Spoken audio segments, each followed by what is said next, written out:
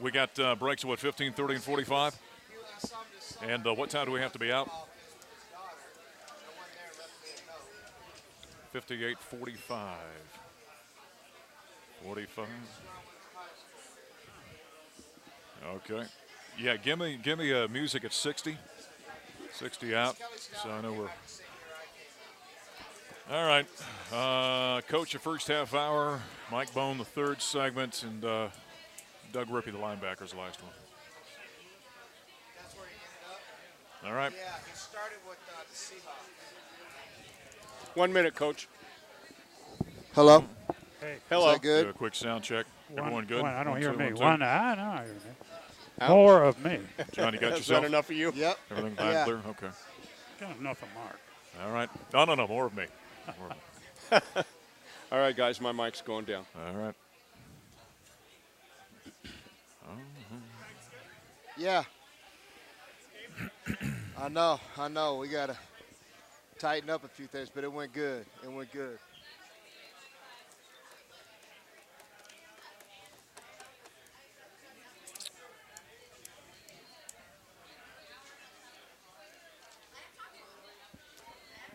I like number 15. Yeah, he's going to be good. I like him. He's going to be good. I like him. All right. We have some freshmen now. Oh. We got us some. Hey. No, number 2's a star, isn't he? Yeah. Have you seen anyone smooth like that? No. I told someone the other day, it looks like he could walk on the field on Sunday the way he looks. Yeah. We can't hear the open. Got nothing.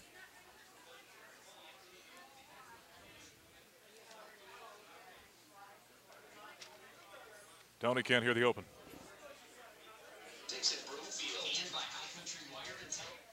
Yep.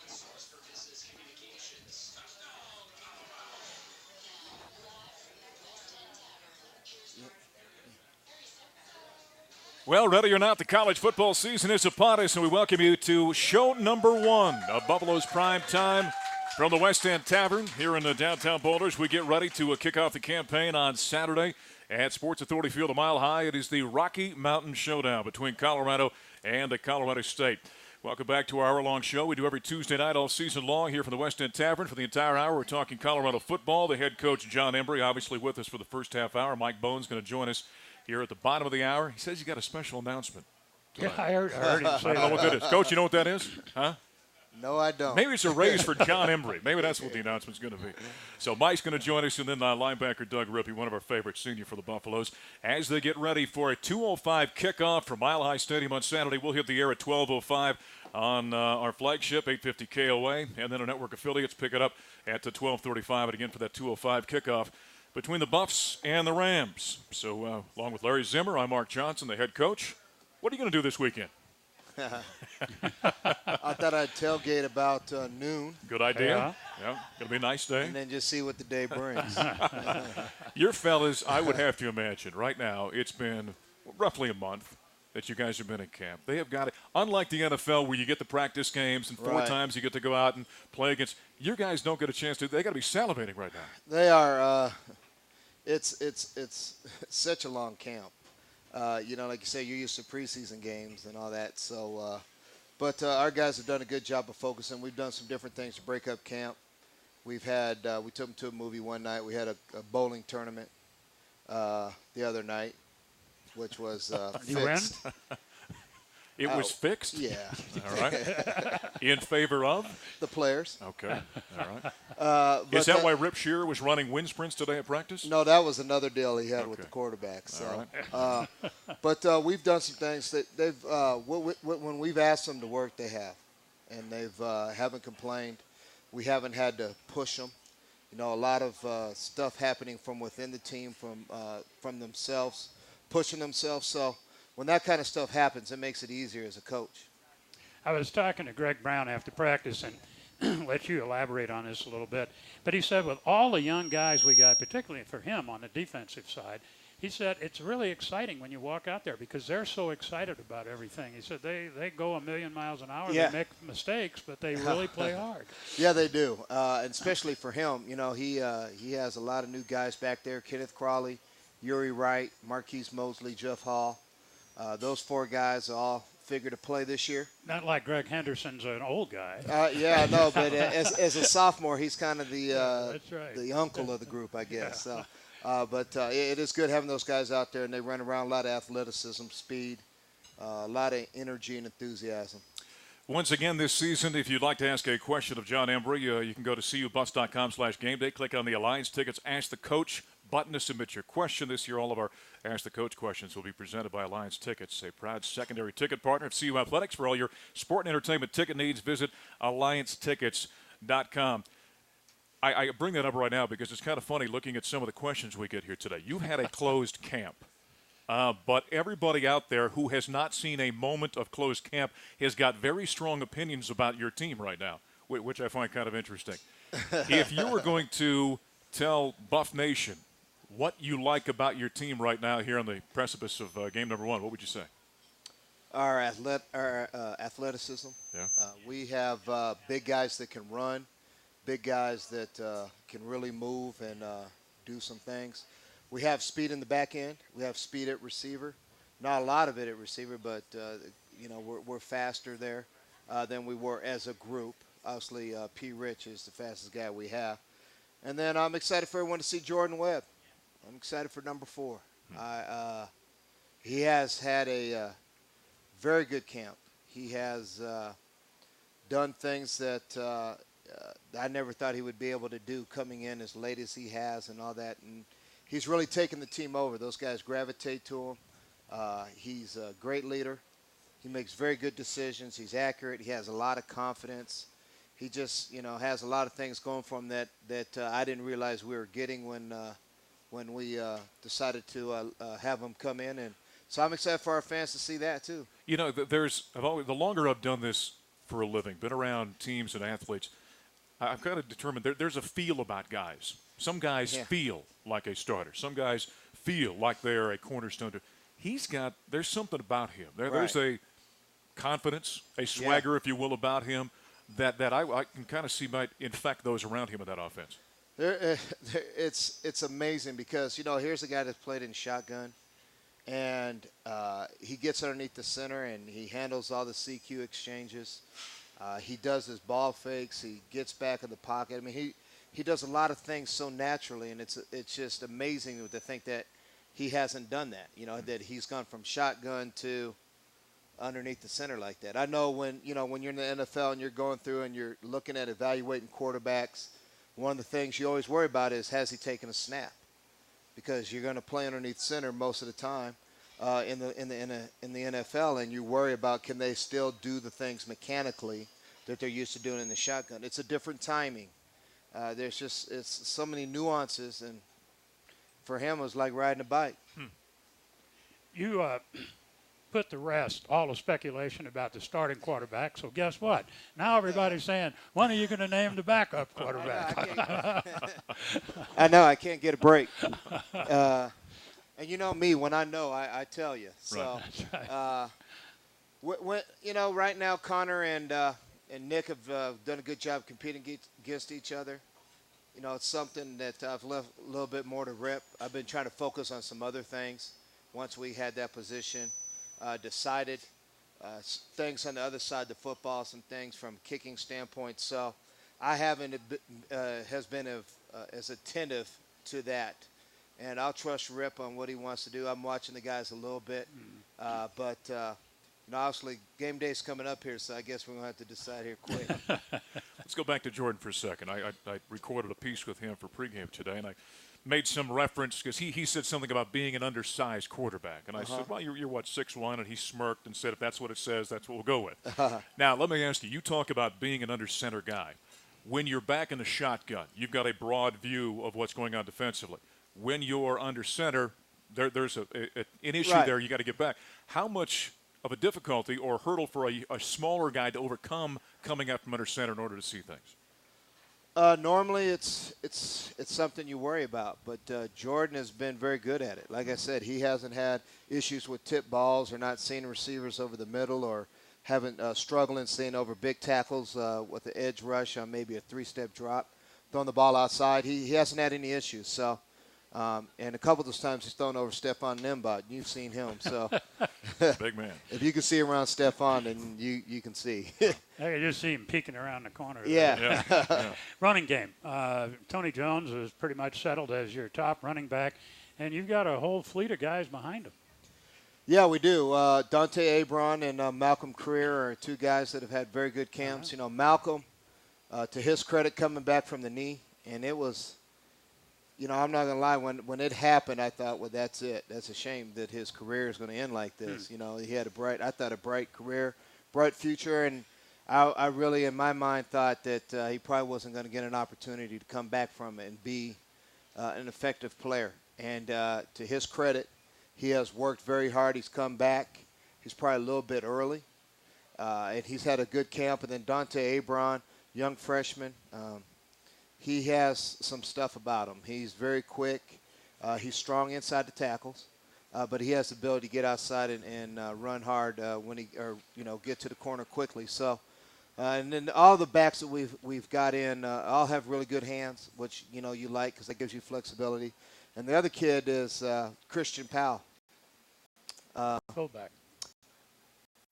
He can be special. He's kind of a creature. He can be special. Well, I know you want to use that fullback. Yeah, you know, Eric, that's the only reason he sleeps at night. Because he finally has a fullback. I told him, he's been spoiled. Let's go back to the Alliance Ticket Ask the Coach question. This one comes in from Charlie in Colorado Springs. You touched on it briefly, but Charlie's basically asking with graduation, some guys with P. Rich going down, a couple of guys gray shirting, wondering about the guys who are going to be catching the ball. Quick comment about the receiving corps as it stands right now, and then the guys at tight end as well. Well, Tyler McCulloch is the guy coming back with the most experience. Tyler played well early, and then he got sick, and all the stuff that goes on when you play 13 straight games as a freshman. He kind of hit a wall. Then he came on towards the end of the season. And then we have Nelson Spruce. And Nelson is a guy that we were excited about when we signed. Very good route runner, very good hands. He just has an uncanny ability of getting open and knowing how to, whether it's man or zone. And then there's a guy named Gerald Thomas. And Gerald Thomas. He runs a little bit, doesn't he? He can run. Yeah. He can run. Is that the guy you look at that can kind of take the top off, if you will? Oh, he can take it off and put it back on and then take it off again. All right. All in the same play. He's got a lot of wiggle to him. He's got really good speed. His quicks match his speed. Right. So he's a guy that and he has very good hands. He catches the ball with his hands. He's a little guy that doesn't play little. And I mean that, but then sometimes you get little guys and they want to catch the ball with their body, and he's not afraid to go up in the crowd and pluck it out of there with his hands. He's not afraid to go in there in traffic. Slot guy you spread out? He can play it. He can do any of them. Okay. He can do any of them. Well, we'll let you hold the second half of that because as the former tight end, I know you want to talk chapters about those fellas. What about Paul? Any chance for him? P. Rich. I'll let P. Rich make an announcement. P. Rich and I had a very good conversation Monday. All right. Monday. So I'll let him announce this. He's been doing all the announcing anyway. I'll let him. I don't want to ruin his sponsorship he has with McDonald's or whatever he's got. We're back here once again. We thank the good folks at the West End Tavern for hosting our program again this season. Our program also brought to us by Safeway, with locations throughout Colorado for all your Bucs tailgate needs. Safeway, ingredients for life. More with Jon Embree, Mike Bohn still to come. Linebacker Doug Rippy is going to join us as we continue. It's Bucs Prime Time with head coach Jon Embree here on the Colorado Football Network.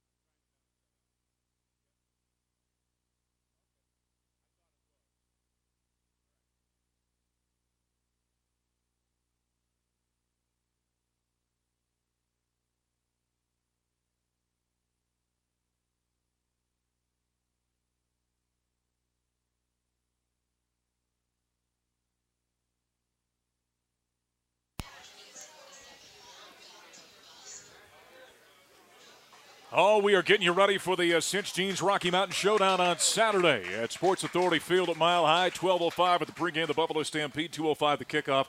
Colorado and Colorado State, along with Larry Zimmer, Mark Johnson, the head coach, Jon Embree, as we continue to talk CU football ahead of game number 1. Somebody had asked with one of our Lions ticket, asked the coach questions about your tight end position. Nick Costa makes the trans. Well, he did that late last season. Right. So he's over there. You got Kyle Slavin. You got Scott Fernandez. Number 15, Vincent Hobbs, good-looking young man, too. How about that group? I'd imagine you're probably going to use that position a little bit, aren't you? Yeah, we're starting to get there at that position with the things that you like. As you mentioned, Nick Costa. Nick has had a tremendous summer. He's really worked hard at learning the craft, trying to learn the nuances of the position. He's a big physical kick and run. He's 270. 265-ish, and he's a legit low 4.6, maybe high 4.5. Wow. I mean, he can really run. And then Kyle Slavin. Kyle can do it all. Kyle's a smart player, knows all the positions, knows everything we want. Very good hands, work the short to intermediate routes. And then 15, Vincent Hobbs. And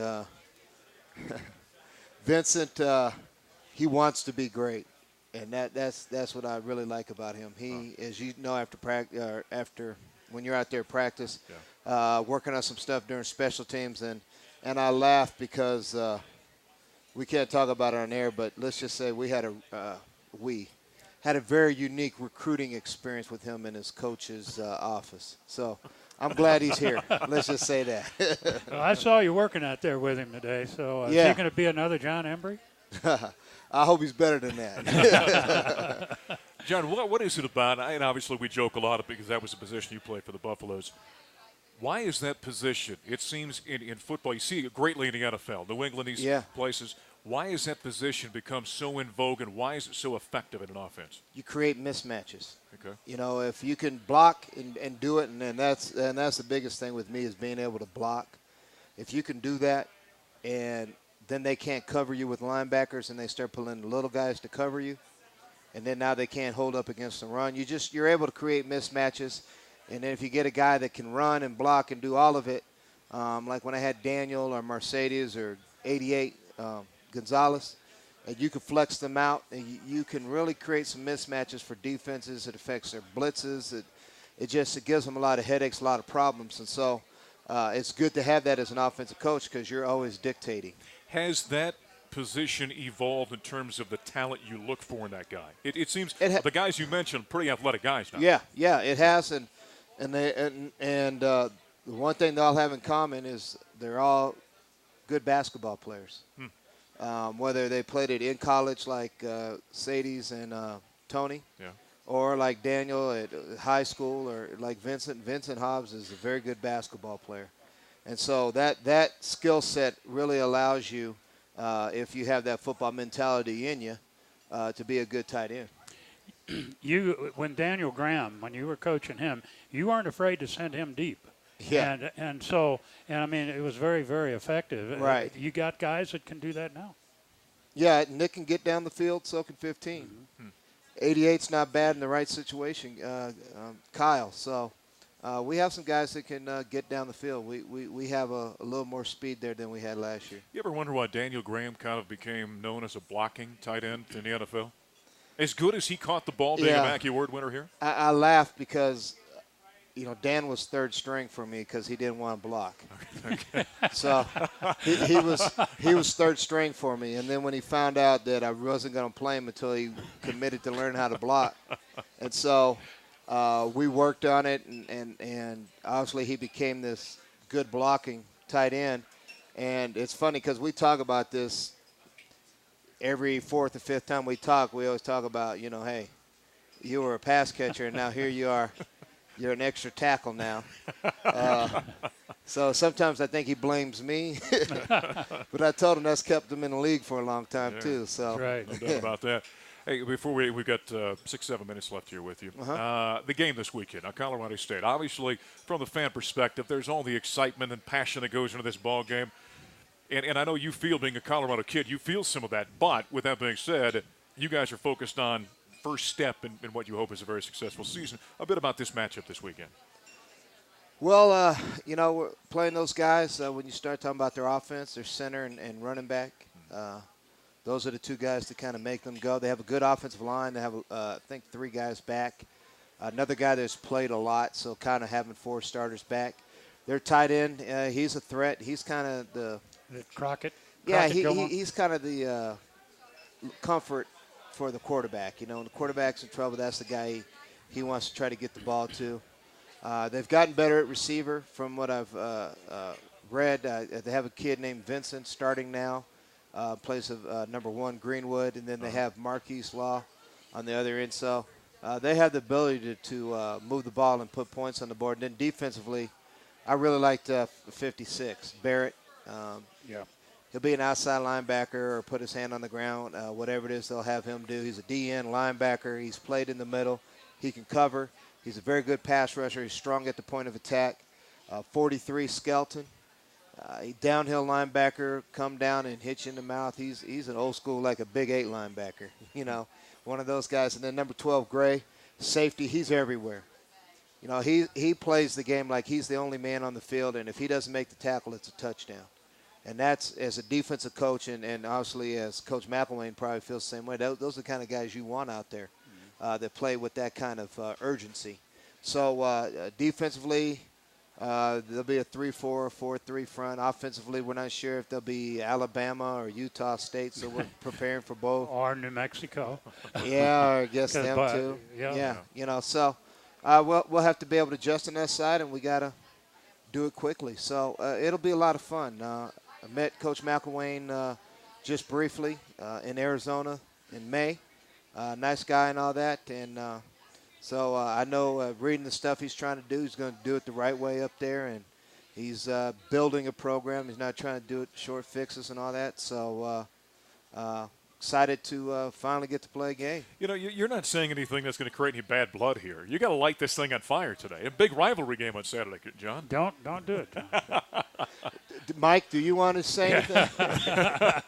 No, Mike says no either. No. We've talked about everything but the kicking game. Talk a little bit about, I mean, you got both guys back, but they're both still young. Right. Will Oliver has improved his leg strength. He's getting better lift on the ball, getting it higher. So he's really worked at improving that aspect of his game.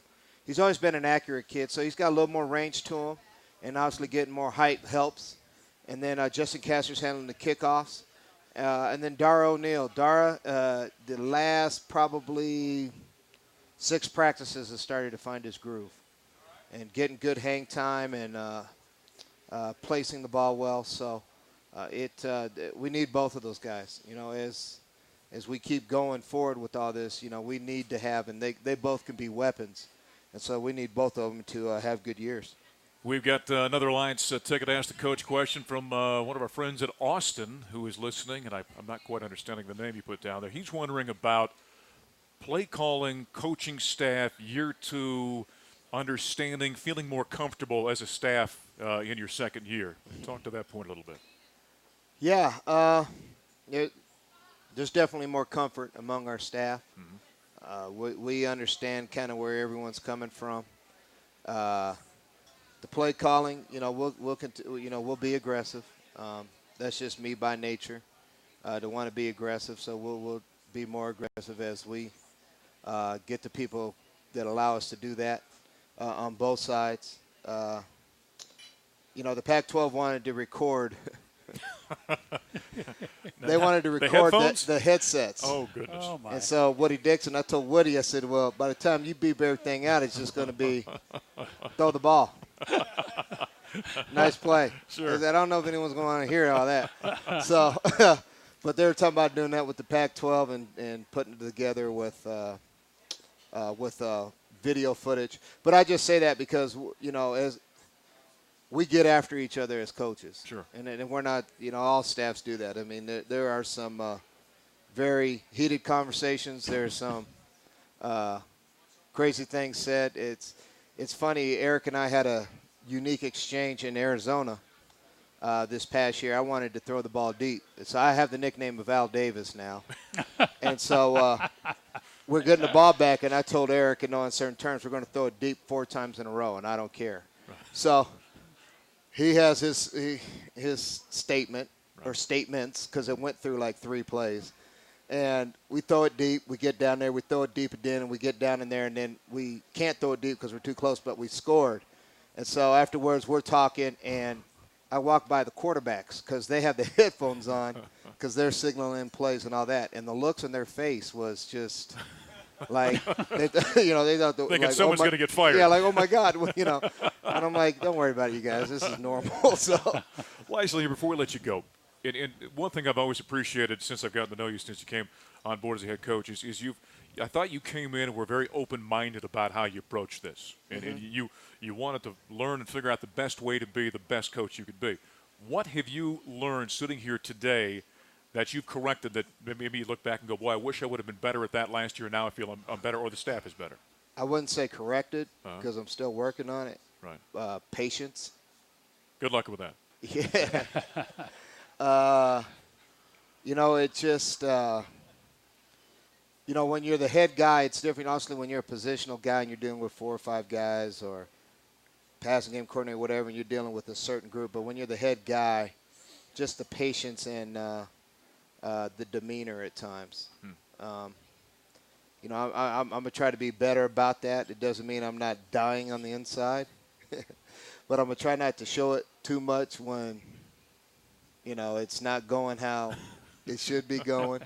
So that's probably the number one thing I learned is just patience and being a little more positive in the information with some of the kids who don't get the notoriety that they deserve. You get so caught up in all this stuff, and there's a lot of kids that we need to be part of this program that maybe don't get to play an integral role on Saturday, but what they do help us win. And so just making sure I go out of my way to tell them thank you and that I see what they're doing and appreciate them. Don't think I can't read between. Your mom saw you cussing on TV and got on you, didn't she? Actually, it wasn't just her, but I got a phone call from Marcus Allen. And at first I thought it was a joke because I grew up, that was my guy growing up was Marcus Allen.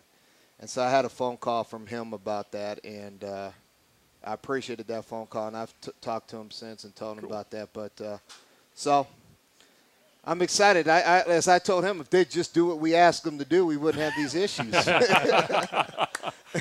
Coach, we're looking forward to that first game this week, and I know Buffs fans certainly are. Thanks for being here. We'll be with the all-course all season long. Good luck. All right, thank you. All right. Head coach Jon Embree, his Buffs and the Rams on Saturday in the Cinch Jeans Rocky Mountain Showdown. The athletic director of the University of Colorado, Mike Bohn's going to join us next. Linebacker Doug Rippy is coming up before we wrap things up as we continue on Buffs Primetime here from the West End Tavern on the Colorado Football Network.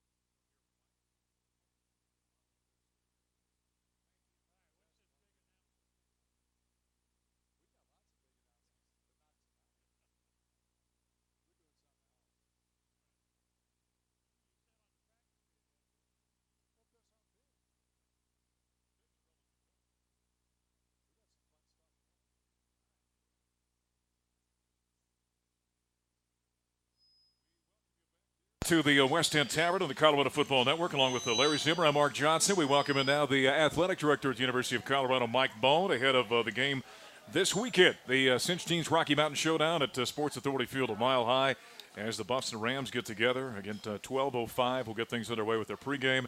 2:05 with the kickoff down in the Mile High City. And Mike, there's always a lot of excitement around the program, a lot of anticipation, a lot of passion getting this football season underway. Well, there really is, and I'm just so proud of Coach and his staff and the players and their work ethic. And I know everybody's going to be excited to hear from Doug. And, it's a new year, and we had some very special things happen last year and ending the streak with Utah. And then we had something happen in the basketball season that was really special. And, Mark, with the tip-off of the new year, I talked to Coach Boyle today, and he's out in California recruiting, which he and his staff would do a phenomenal job. And so I thought tonight, to kick us off and to help our football team and our fans understand the importance of the things we're doing, Mark Johnson and KOA have been huge players in helping us rejuvenate the basketball program to new heights. And obviously that parallels with football. So on behalf of Coach Boyle, our players who determine who gets these, I'd like to present you with a Pac-12 championship ring for Mark Johnson. Look at that. To recognize your wonderful contributions to the program, your passion for basketball from day one, obviously with your old days with Syracuse, has been huge for us. And that's got your name on it. I hope we spelled it right. And I just hope you'll wear that with pride. And obviously our aspirations for our program are to get rings again, obviously, in football. And that's our goal, and we're not bashful to talk about it. And I think Larry knows the type of rings that we're talking about wanting to get. But, Mark, I'd like you to know that, again, our basketball program, entire athletic department, our team, recognizes your wonderful contributions. So wear that with pride and bring us some karma with football and our bright days ahead there. Well, I certainly appreciate that. For the folks that are seeing this online right there, I'll show you, hold it up so the folks can take a look at that Pac-12 championship ring. Much appreciated. Thank you. It's fun being a part of it. Here it comes. And those folks listening on radio. Yeah, there you go. That's sharp. Look at that. That's pretty cool right there. Generally when somebody gives me a ring, they get down on one knee. I'm not going to do that. But Coach and all of us associated with the program recognize your wonderful contributions. And all the folks at KOA just couldn't be better. Couldn't be prouder to partner with all of you. Well, of course, we just renewed that contract, and so we've got many years ahead. And, of course, I just picked up and carry on where Zim's been doing for years. So we certainly appreciate that. And I think that kind of emphasizes – what is going on within this program right now, Mike, and all the things that have happened here in recent years. What Tad did last year with that basketball team in the first year of the conference, what Jon is doing, and where you just kind of feel the forward momentum with this thing. I think that's why it's kind of fun to be a Buff right now. Well, there's no question about it. And, I think, I haven't had a chance now to salute Larry Zimmer. Larry will be inducted into our Hall of Fame as part of the 2012 class. And the first non-athlete, is that right? Yes, and so we're so proud of Larry, and that'll be a wonderful night as well. So looking forward to it. That'll be special. But you're right, Mark. I think that we do have a great deal of momentum, and we have some special things on the horizon that we're working very, very hard at. We've worked extremely hard in the offseason on our sustained excellence effort within the program. And listeners and fans may say, Mike, we don't care about that. Just win football games. Well, that in essence is vital to us as we continue to gain momentum with our fan base and donors and supporters and the media and our wonderful corporate sponsors and the record numbers we're producing there. And I am very, very excited to unveil the beautiful boards at the stadium. The video boards are phenomenal, and we're going to have a little fun with that first game with that. And I think people are going to see Ralphie like they've never seen Ralphie, and obviously the replays and all the different pieces there.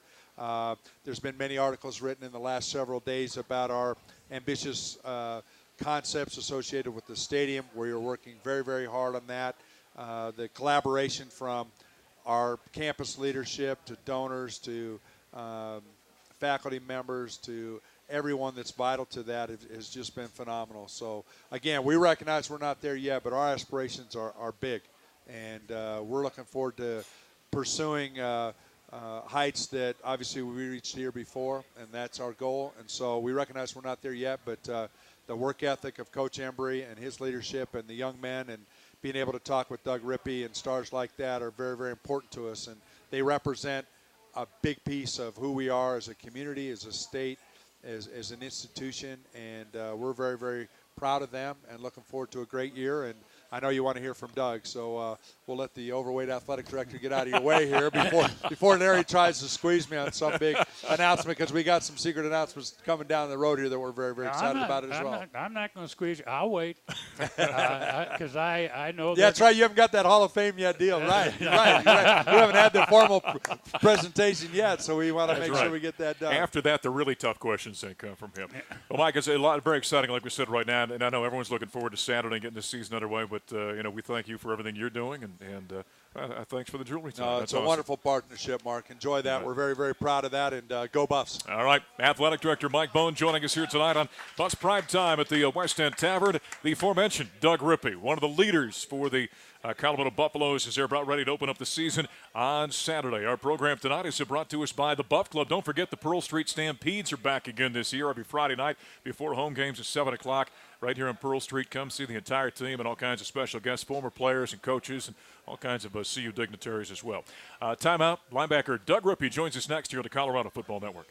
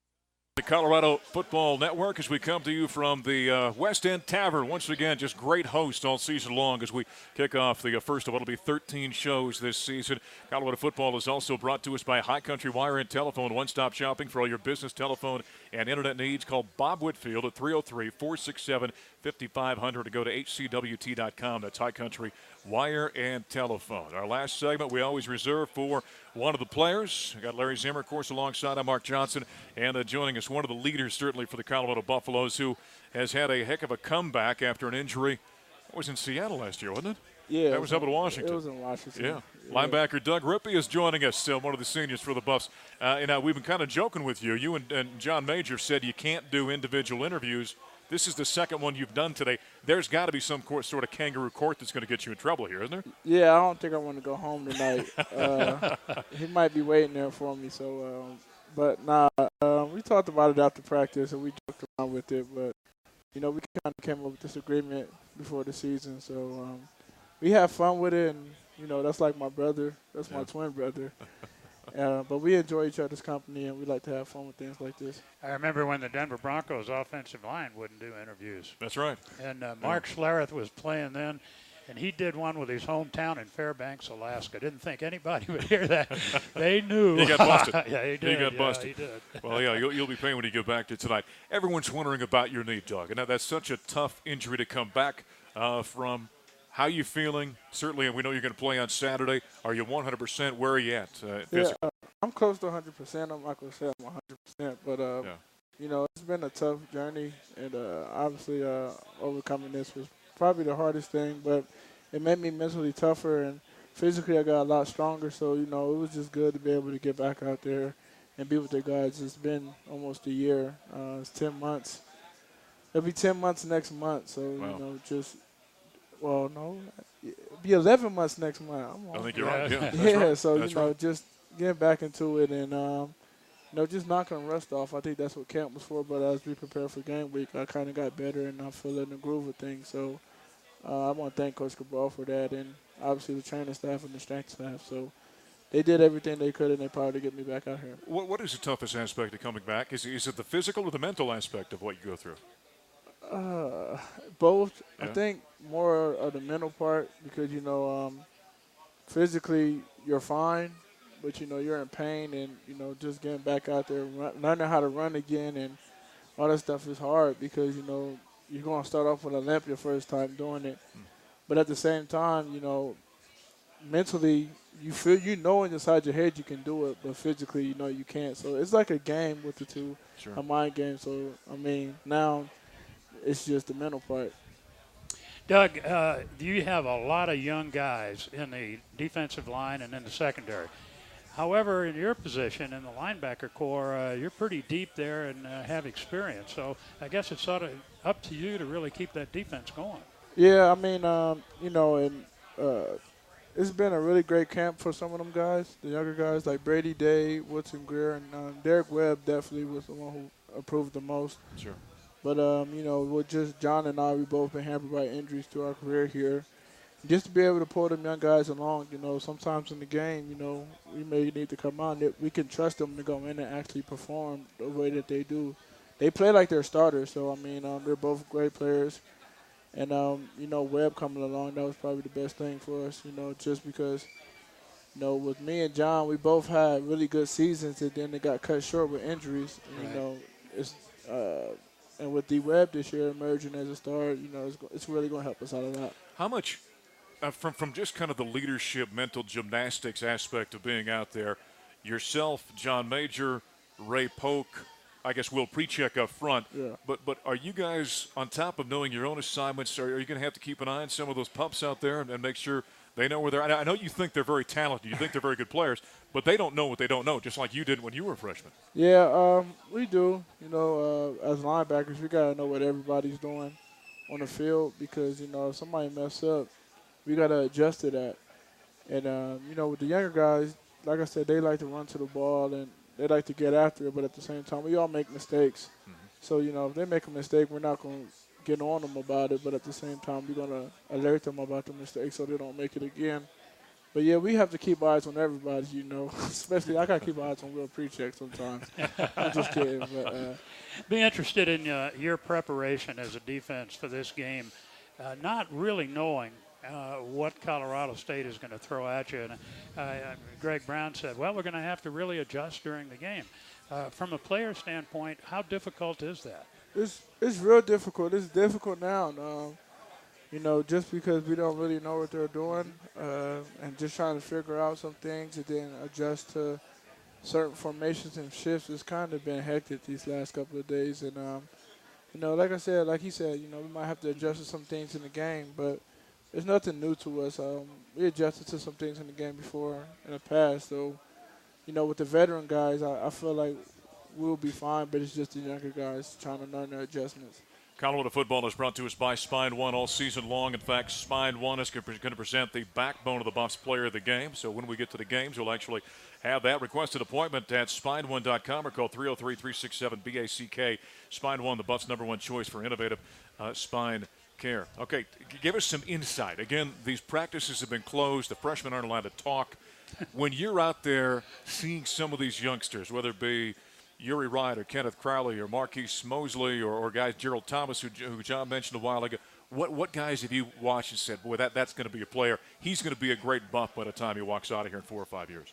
To be honest, most of them have. You can't really single-handedly pick out one because they all perform so well. Wow. You know, obviously the guys that starting or in starting roles, them are the ones that obviously showed the most. But they're all young and talented. I mean, with Kenneth Crowley, Uri Wright, Tupou, all them guys are talented. And on the offensive side, you have Gerald Thomas, who is probably one of the most explosive freshmen I've ever seen. Wow. But, you know, we just have to see when the first game comes around, you know, because, you know, in practice, it's a whole different thing. But when the game comes around, when you're playing in front of a crowd of 30, 40,000 people, it's different. You know, my first game starting in Hawaii, I couldn't tell you how I felt, but you know, just being able to play in front of other people, you get the jitterbugs, but after the first hit, I'm fine. So we'll see how they do. Hey, you mentioned Josh Tupa out there. 18-year-old people are not supposed to be that big, are they? What is he, like 325 pounds? But I think he's lying about his age. I need to see a birth certificate or something. You know, I seen Josh Tupa. I thought he was like 30-something. I'm like, what? Just like Dejan, I thought Dejan was older too because he got all that facial hair. Sure. I ain't got no facial hair. You see, I'm smooth, so I want to keep it that Just way. a baby face. You know, you mentioned Tupou, and when Bonsu is in there as well, you got two broad bottoms out there in front of you, Doug. Yeah, I'm happy about that. Yeah. I'm pretty excited about that. That's a lot of size up front, which at times you didn't have last year. Yeah, I was close to it, you know, not too long ago. After the ACL, you know, you gain that weight. I was pushing by almost 260. It was the linebacker who almost grew into a defensive lineman, wasn't it? Yeah, they kept joking around like, you want to be a 3-tech? I said, nah, I can't be down there in them trenches like that. Linebacker Doug Rippy joins us as the Buffaloes get set to open up the season on Saturday at Sports Authority Field a mile high in the Rocky Mountain Showdown against rival Colorado State. 12:05 pregame on 850 KOA, 12:30 in the network, and then at 2:05 the kickoff between the Buffs and the Rams. Take us to the Buffs offense. And again, it's kind of unique because of the closed practices. Nobody's seen those guys. Mm-hmm. Jordan Webb's named the starting quarterback. You've talked about some of the young talent over there. Why are you confident in that offense that you've had to defend in practice a little bit? What have you seen from that group? Just because we have a lot of guys coming back and they bought into the system of Coach Embree and obviously Eric Bieniemy. You know, Coach Bieniemy is a tough coach. And, he's kind of fiery, isn't he? Yeah. A little bit. I couldn't imagine playing for him. You know, Coach Cabral is just as tough. So, I mean. Quietly, though. Yeah. Well, he gives you the stare with them eyes. Yeah. So sure. You obviously know what's going on. But they all bought into what they preach. And, you know, just looking at it from practice, Jordan Webb came in and competed. And he just has something about him. Like, he just have this type of swag, you know, that says, I should be the starting quarterback. Sure. And obviously he came in here and took that spot. And, you know, he makes great decisions with the ball. And with our offense, we may be young, but at the same time, we have some other guys up front that can protect them. So that's a good thing. Actually, you know, Webb has literally been in the program less than 2 months. Yeah. And it's pretty amazing the grasp that he has of it, isn't it? Yeah, he's a pretty smart kid. You know, he throws some big words at me that I don't know sometimes. I just be looking at him crazy. I think he'd be making them up. I think he's got his own little dictionary.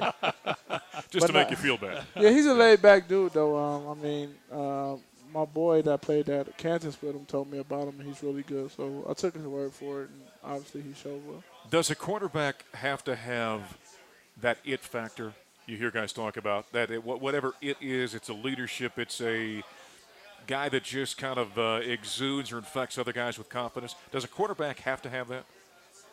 Yes, Jordan definitely has that. Yeah. You know, he makes everybody around him better.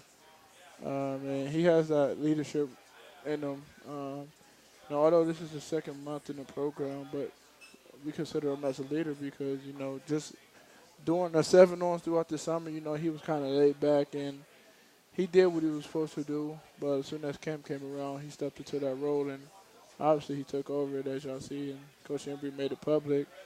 And one thing I can say about Jordan is he works his tail off, everything he do. So everything he does, he gives 100%. There's so much comment about this rivalry with CSU. From the players' standpoint, is this a big rival game for you? See, everybody asks me about that like I'm from Colorado or something. Well, I know you're from Ohio, but you know, but the game, I mean, it's just our first game to what our goal is, and that's to reach a bowl game. I mean, it may be a rivalry to some of the players on the team, but I look at it as a game that we have to approach as a rivalry. You know, because we got to win 6 to go to a bowl game, and right. You know, this is my senior year, and I want to go out the right way. So do the other guys, John Major, Will Precheck, Ray Pope, Dan Witts, and Nick Constant, all the other guys. I mean, past 5 years we've been here has been so good. So we want to make this year special. Along that same lines, do you feel a sense of urgency? What I mean by that is, it's amazing how quickly it goes by, isn't it? I mean, it seems like just yesterday you came rolling on campus and, you were a wide-eyed freshman and all of a sudden you're in your senior year. Is there a sense of urgency for some of you guys in that small senior class? Yes, it is. Just for the simple fact that this is our last time on a buff uniform, and it may be some of our last times playing football. Sure. You never know. I'm fortunate enough to be here in this position that I am now, and so are other guys. But like I said, injuries and stuff happens, and we just try to take it one day at a time. And I give all my glory to God because He gave me a second chance to play this game, and I feel like I dedicate the season not only to the fans but him also. Are you going to savor running behind Ralphie every time this year? Yeah, I'm definitely I might take him with me if I can. I'm sure the family would appreciate that when he got back home. Yeah, I know. I don't know, man. They might try to cook him. I don't know. I don't know, man. They might be having steaks every night. I'm like, where'd y'all get this from? And then next thing you know, he's gone. I'm going to ask you about one of your former teammates is from the same area as you, and that's Rodney Stewart. How's he doing? I know he got hurt. He's doing really well. I talked to him yesterday. He's already running, which is crazy. Really? Wow. Yeah. He's only. What did I tell you? Those are those smaller guys. They come back from those things. Yeah, he's only 2 months out of surgery. He got surgery in July, and he didn't balloon up to 260 pounds. Yeah, crazy thing, he's almost up to 200 pounds. Wow. And when he was here, he was like 165, 170-ish, but that's right. He gained some weight since he's been home, and he looks great. So he's been rehabbing like crazy, and he's just trying to get back on the field as soon as possible. But I told him he have to be smart about it also. Yeah, no doubt about that. Well, we're certainly looking forward to Saturday. We always love catching up with you. Good luck. Go get those Rams this weekend and get your senior year off to a good start, will you? Yes, sir. I will do that. All right. That is linebacker Doug Rippy. Thank you, Doug. Joining us, certainly he'll be one of the leaders in that defensive side with John Major and Ray Polk and Will Prechek as the Buffaloes open up the season on Saturday against Colorado State. Zim, you got any prediction on that game on Saturday? I don't predict games. You know that. Now, you know what? It'll be close. Can I just say that? I've seen so many of these games that CSU's always brings their A game. Yeah, there's no doubt about that. It'll be a fun one. We hope to see you out there. It's going to be a fantastic day. They're talking 85 and sunshine. Once again, we will hit the air at 12:05 at our flagship 850 KOA with the Buffalo Stampede, our network affiliates at 12:35, and then the kickoff for the Cinch Jeans Rocky Mountain Showdown on Saturday at 2:05 from Sports Authority Field a mile high. Again, our thanks to everyone here at the West End Tavern for hosting us. We'll be back again next Tuesday night. For my partner Larry Zimmer, for head coach Jon Embree, Kenny the Wizard Danon, and Mike Bohn, and of course Doug Rippy for joining us as well. Thank all of you for being out here tonight as well and joining us on the Colorado Football Network.